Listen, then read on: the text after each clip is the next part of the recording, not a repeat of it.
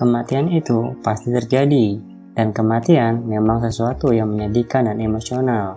Karena itulah, di sepanjang cerita Naruto yang berjalan selama belasan tahun, kita sudah menjumpai banyak adegan kematian para shinobi yang sanggup membuat emosi kita bergejolak, bahkan sampai menumpahkan air mata. Kematian siapakah yang paling emosional di serial Naruto, sehingga sampai bisa membuat kita bersedih?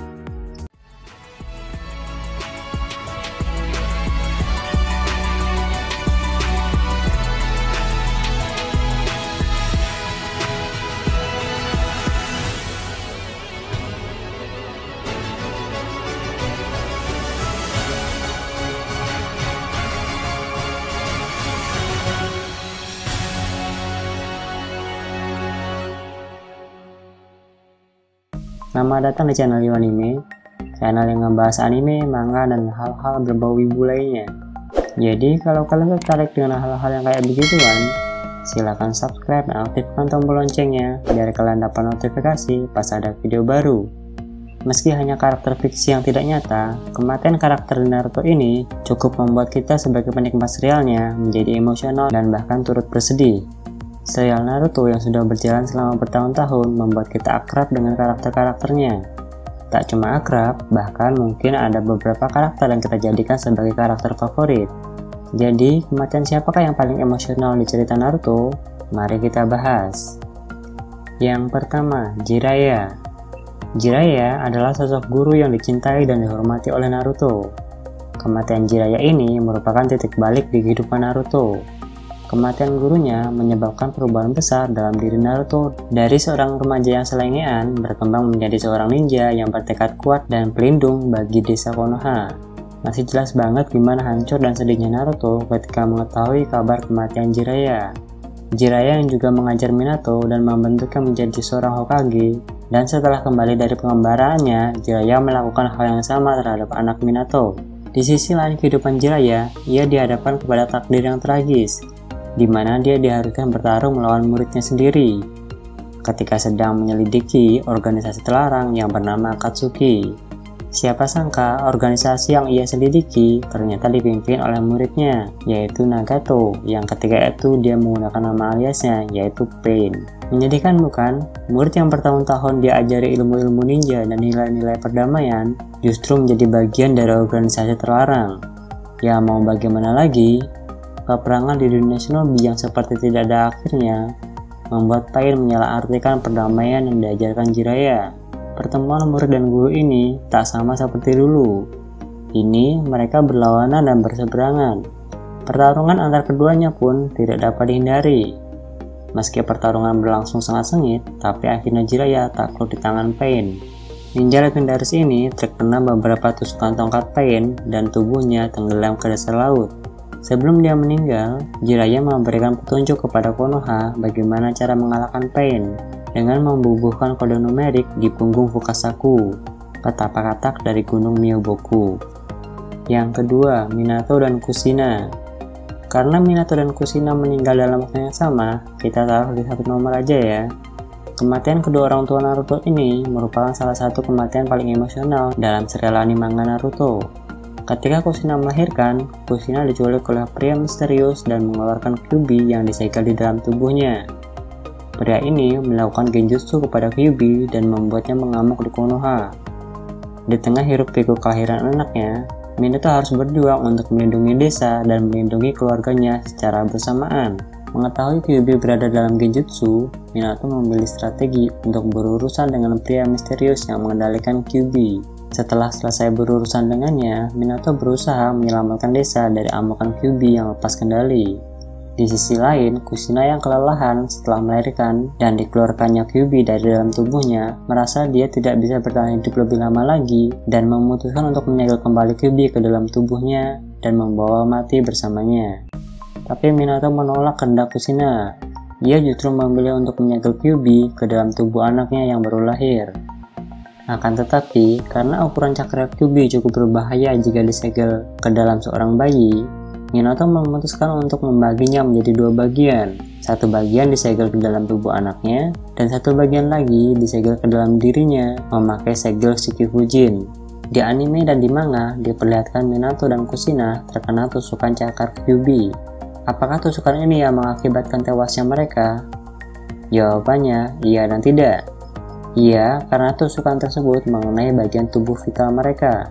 Tidak, karena Kushina seperti Jinchuriki lainnya, dia akan mati jika biju yang ada di dalam tubuhnya dikeluarkan. Kushina tidak langsung mati karena dia berasal dari klan Uzumaki dan memiliki cakar yang istimewa.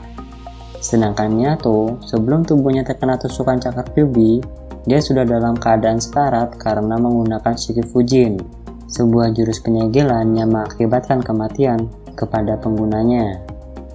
Yang ketiga, Asuma Sarutobi.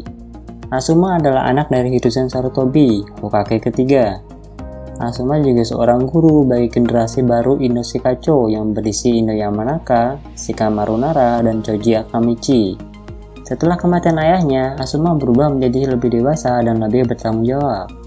Di dalam sebuah misi pengejaran anggota Akatsuki, bersama tim yang di dalamnya juga terdapat Shikamaru, mereka bertemu dengan dua anggota Akatsuki yang bernama Hidan dan Kakuzu.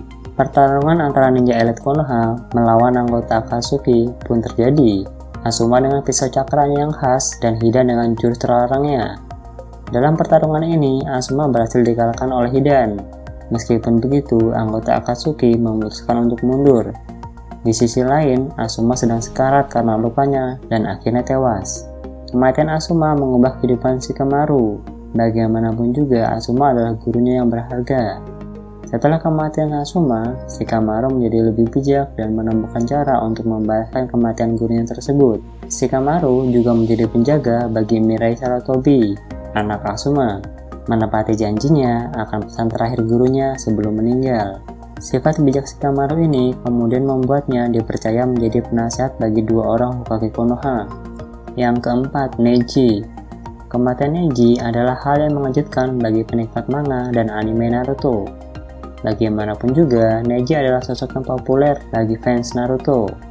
Neji tumbuh dari rival yang membenci Naruto menjadi salah satu sahabat terdekatnya. Dan dalam puncak perang dunia Shinobi keempat, Obito menggunakan panah kayu yang dikeluarkan oleh Yubi untuk menyerang pasukan aliansi Shinobi. Ketika salah satu panah tersebut mengarah ke Naruto, Hinata secara mengejutkan memutuskan untuk menjadi tameng bagi Naruto. Tetapi, yang lebih mengejutkan lagi, Neji bergerak menjadi tameng bagi keduanya. Panah kayu ini melukai Neji dengan telak. Sebelum mengembuskan nafas terakhirnya, dia berpesan kepada Naruto bahwa dia adalah satu-satunya harapan untuk dapat memenangkan peperangan dan menyelamatkan nyawa orang lain. Cara meninggalnya Neji mengingatkan kita kepada insiden meninggalnya ayah Neji.